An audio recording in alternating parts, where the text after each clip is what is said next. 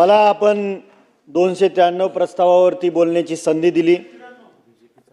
आज आपण उत्पन्न वाढीसाठी आणि शाश्वत शेतीसाठी AI फॉर ॲग्री 2026 ही जागतिक लेवलची परिषद घेण्यात आली आणि कृषी क्षेत्रासाठी स्वतंत्र AI धोरण तयार करणारे हे देशातील पहिलं राज्य महाराष्ट्र म्हणून पाहिलं जातं, ही अभिमानाची गोष्ट आहे।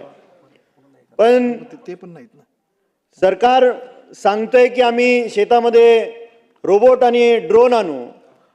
या राज्यातला शेतकरी, बहुसंख्य शेतकरी हा अल्पभूधारक आहे, ज्याच्याकडे 1, 2, 3 एकर सारखी जमीन आहे आणि लाखो किमतीच्या रोबोट आणि ड्रोन आपण त्या शेतामध्ये कसे आणणार? भाजपकडे जाऊ लागला ना। हे धोरण फक्त काही बोटावर मोजण्या इतक्या मोठ्या बागायतदार शेतकऱ्यांसाठी आहे का, ज्या कॉर्पोरेट कंपनीज शेतकऱ्यांच्या जमिनी घेऊन त्याच्यावरती प्रमाणे दिलं तसंच केलं फळबागाच्या शेती केल्या जातात त्यांच्यासाठी आहे? AI सारखं तंत्रज्ञान चालवण्यासाठी हाय स्पीड इंटरनेट लागतं आणि त्याच्यासाठी अखंड वीज लागते। आज ग्रामीण भागातल्या त्या बळीराजाला कृषी पंप अर्धा तास कंटिन्युअस चालवण्यासाठी वीज मिळत नाही। अर्ध्या तासात काही वेळेला 7 वेळा, काही वेळेला 8 वेळा तो कृषी पंप बंद पडला जातो। मग काही ग्रामीण भागामध्ये मोबाईलमध्ये वापरणारी जी सिम कार्ड आहेत त्या कंपन्यांची रेंज ग्रामीण भागामध्ये मिळत नाही आणि मग AI साठी लागणारी अखंड वीज आणि हाय स्पीड इंटरनेट मिळणार कुठून? आणि मग हे सरकार महाॲग्रो AI चालवणार कसं? यापेक्षा मला असं वाटतं की जो जगाचा पोशिंदा आहे बळीराजा, या बळीराजा जो पीक पिकवतो त्या पिकाला हमीभाव देणं गरजेचं आहे, अखंड वीज देणं गरजेचं आहे, शेतीसाठी लागणारं पाणी देणं गरजेचं आहे आणि त्याच्यानंतर आपण AI सारख्या प्रगत टेक्नॉलॉजीचा विचार करूया। आज शेतकऱ्याला वेळेवरती बी बियाणं मिळत नाही, युरियासारखी फर्टिलायझर्स मिळत नाहीत आणि आपण AI चा विचार करतोय। आज माझ्या तालुक्यामध्ये शेतकऱ्यांनी मक्याचं पीक घेतलं। सोलापूर जिल्ह्यासाठी 25,000 क्विंटल मका खरेदी करण्याचं शासनाने ठरवलं। फक्त 14 दिवसामध्ये ती सर्व मका खरेदी केली। आज माझ्या तालुक्यातल्या शेतकऱ्यांनी 21,000 क्विंटल मका पिकवलेली आहे, ती तशीच पडून आहे आणि आज बाजारात विकायला गेल्यानंतर हमीभावापेक्षा 600 रुपयांनी कमी दराने ती विकावी लागते। हे मला वाटतं त्या बळीराजाचं दुर्दैव आहे। आज आपण रस्त्यासाठी लागणारी मोजणी आणि पोलीस बंदोबस्तासाठी लागणारं शुल्क शासनाने पूर्णपणे माफ केलेलं आहे। त्याबद्दल मुख्यमंत्री सन्माननीय देवेंद्रजी, सन्माननीय महसूल मंत्री बावनकुळे साहेबांचं तालुक्याच्या वतीनं आणि तमाम महाराष्ट्रातल्या बळीराजाच्या वतीनं मी आभार मानेन। पण ही मोजणी करण्यासाठी लागणारे त्या कार्यालयामध्ये अधिकारी तेवढे उपलब्ध आहेत का? ज्या शेतकऱ्याने अर्जंट बेसिसवरती मोजणी करण्यासाठी शुल्क भरले त्याची मोजणी 2-2, 3-3, 4-4 महिने झालं तरी ती पूर्ण होत नाही।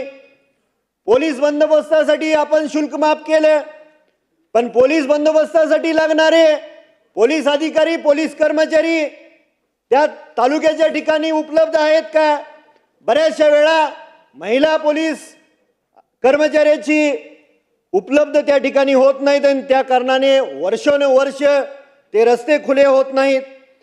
रस्त्याच्या मजबूतीकरणासाठी गाळ, माती, मुरुम, दगडाची रॉयल्टी लागणार नाही म्हणून शासनाने जाहीर केलं, त्याबद्दल शासनाचा आभार आहे।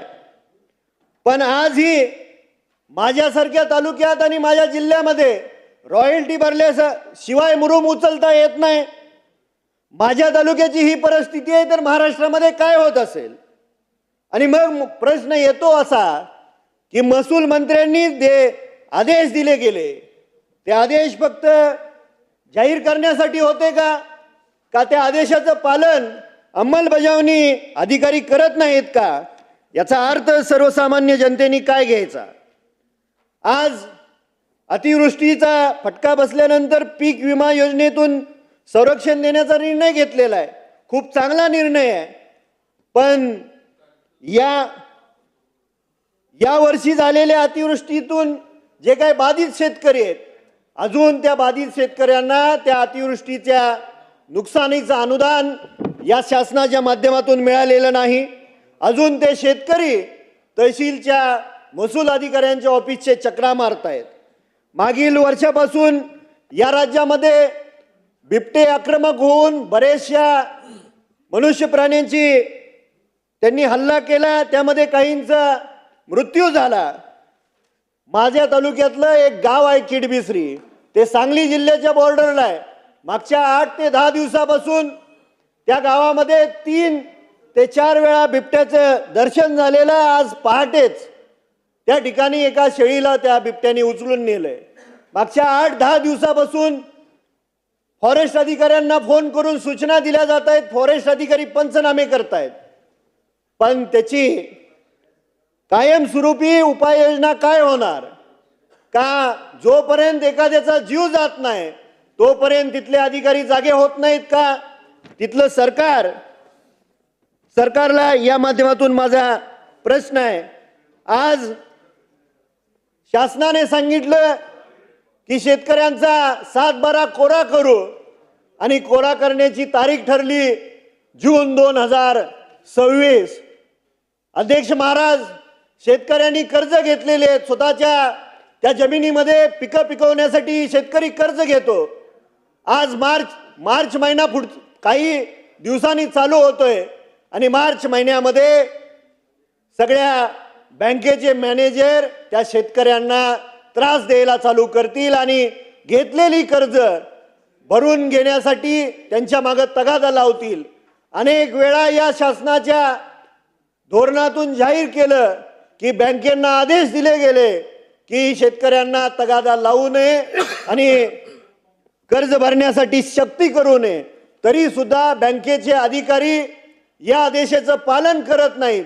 याच्यासाठी आपल्या माध्यमातून काहीतरी कठोर निर्णय घ्यावे एवढी विनंती करतो. आपण मला बोलण्याची संधी दिली त्याबद्दल आपलं आभार मानतो आणि थांबतो. आपण सांगोला पॉलिटिक्स हे YouTube चॅनल जर पहिल्यांदा पाहत असाल तर नक्की सबस्क्राईब करा आणि तालुक्यातील प्रत्येक बातम्या, ताज्या घडामोडी काही क्षणात जाणून घ्या.